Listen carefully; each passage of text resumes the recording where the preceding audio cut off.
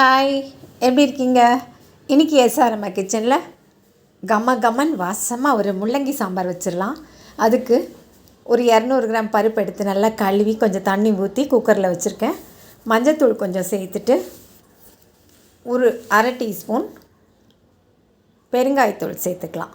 சேர்த்துட்டு கொஞ்சம் அதாவது ஒரு டீஸ்பூன் மட்டும் மிளகாத்தூள் சேர்த்து மூடி வச்சிடலாம். குக்கர் வெயிட் போட்டு மூடி பருப்பை வேக வச்சு வச்சிடலாம். பருப்பு மட்டும் தனியாக வேக வச்சு வச்சிடலாம். இப்போது ஸ்டவ் ஆன் பண்ணி ஒரு கடாய் வச்சு கொஞ்சம் எண்ணெய் ஊற்றி முள்ளங்கி சாம்பாருங்கிறதுனால முள்ளங்கியை நல்லா தோல் சீவிட்டு ரவுண்டாக கட் பண்ணி வச்சுருக்கேன் மெல்லிஸாக. அதை போட்டு இது ஒரு கொஞ்சம் சின்ன முள்ளங்கி தான், 3 மீடியம் சைஸ் முள்ளங்கி. இது சின்ன முள்ளங்கியாக இருந்ததுனால 3 எடுத்துக்கிட்டேன். மீடியமாக இருந்ததுன்னா ஒரு 2 எடுத்துக்கலாம் போதும். இதை நல்லா வதக்கணும். இந்த முள்ளங்கியோட பச்சை வாசனை போயிடணும், இல்லைன்னா அந்த வாசனை வேறு மாதிரி இருக்கும். இதே நல்லா வதக்கிட்டோன்னா நல்லா வாசமாக இருக்கும். அதனால் நல்லா வதக்கிடணும் எண்ணெயில்.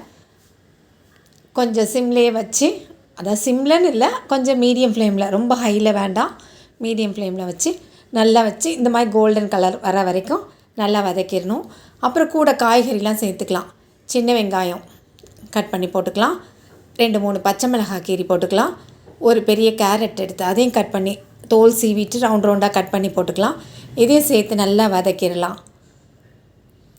முள்ளங்கியோட கேரட்டும் சேரும்போது ரொம்பவே நல்லாயிருக்கும், டேஸ்ட் நல்லாயிருக்கும். இப்போ அது நல்லா வதங்கினப்போ ஒரு தக்காளி, பெரிய தக்காளியாக இருந்தால் ஒரு தக்காளி, சின்ன தக்காளியாக இருந்தால் ஒரு 2 தக்காளி போட்டு அதையும் நல்லா வதக்கிடலாம்.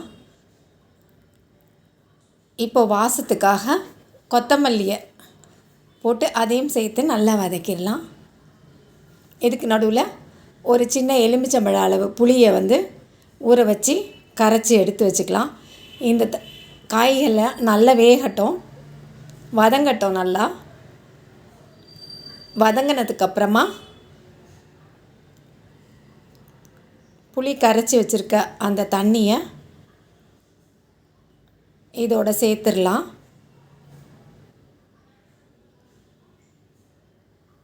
இந்த புளி தண்ணியிலேயே இந்த காயும் வேகட்டும். ஏற்கனவே பருப்பு வேக வச்சு தனியாக எடுத்து வச்சுருக்கோம். அதனால் இதை தனியாக வேக வச்சு வச்சிடலாம். மூடி போட்டு வேக வச்சு எடுத்துக்கலாம்.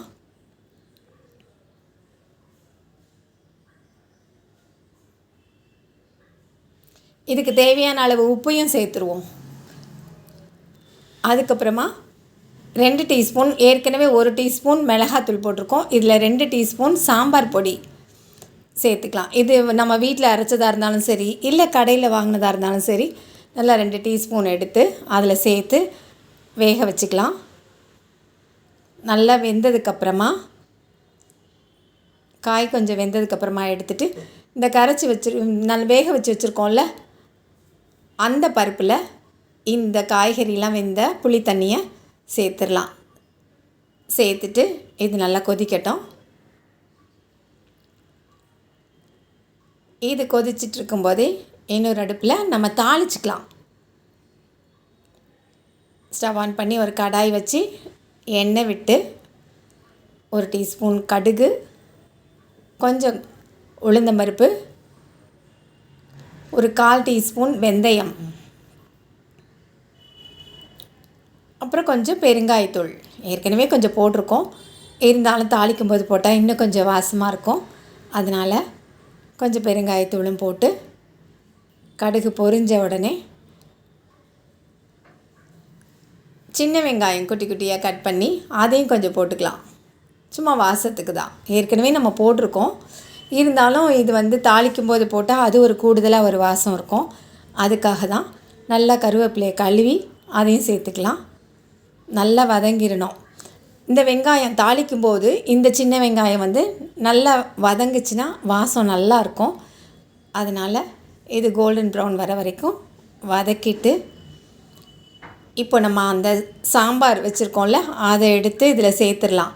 இதை தூக்கி அதில் ஊற்றலாம். நான் அதை தூக்கி இதில் சேர்க்குறேன். ஏன் அப்படின்னா, இந்த வீடியோவில் கொஞ்சம் நல்லா தெரியும், இது குக்கர்னால் கொஞ்சம் அப்படி எட்டி பார்க்குற மாதிரி இருக்கும். இதை அப்படியே ஊற்றிடலாமே அப்படிங்கிறதுக்காக தான் அதில் இருக்கிறத இதில் சேர்த்துட்டேன். என்ன மாற்றிக்கிட்டே இருக்காங்கன்னெலாம் பார்க்க வேண்டாம். இதை தூக்கி அது தலையில் தட்டியிருக்கலாம். ஆனால் அதை பருப்பு எடுத்து இதில் ஊற்றுனதுக்கு காரணம் நல்லா காமிக்கணும் அப்படிங்கிறதுக்காக தான். இப்போ நல்லா கொதிக்க விட்டுறணும். நல்லா கொதிக்கட்டும். கடைசியாக கொதித்ததுக்கப்புறமா 1 டீஸ்பூன் நெய் விட்டு இறக்குனா ரொம்ப வாசமாக நல்லாயிருக்கும். இது அமுல் நெய்ங்கிறதுனால கொஞ்சம் கட்டியாக இருக்குல்ல, அது கொஞ்சம் உருகிடும். இந்த சூட்லேயே நல்லா உருகிடும். நல்லா உருகினதுக்கப்புறமா பாருங்கள், இப்போயே சாம்பார் மணக்குது, அப்படியே மணக்குது, கமன்னு மணக்குது.